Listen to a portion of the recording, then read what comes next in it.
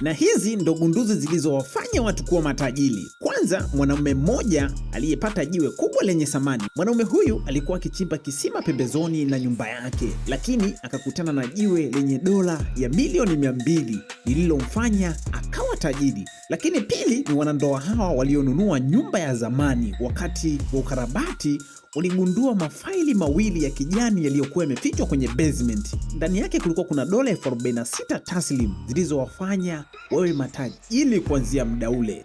Lakini tatu, wanandoa wengine kutoka New York walipata doli ya zamani na wakaipeleka kwa mtaalamu wa vitu hivi vya zamani. Kwa mshangao wao, waligundua kuwa ilikuwa ni sanamu ndogo iliyotengenezwa na Peter Kral, aliyekuwa mtengenezaji wa vitu vya familia za kifalme ya Urusi. Kupitia hicho kiliwafanya pia kuwa matajiri.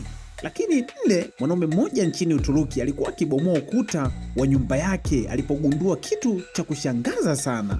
Aligundua mji mzima wa chini ya ardhi ulikuwa umechongwa chini ya mawe, ukiwa na njia za kupitia na vyumba vikubwa. Eneo hilo lililokadiriwa kuwa na maelfu ya miaka ilihesabiwa kuwa ni moja ya vumbuzi za kihistoria zenye thamani kubwa nchini humo. Umeshangae? Tuambie ni vumbuzi gani ambao imekufanya wewe kuwa tajiri. Presenter Amos, chao.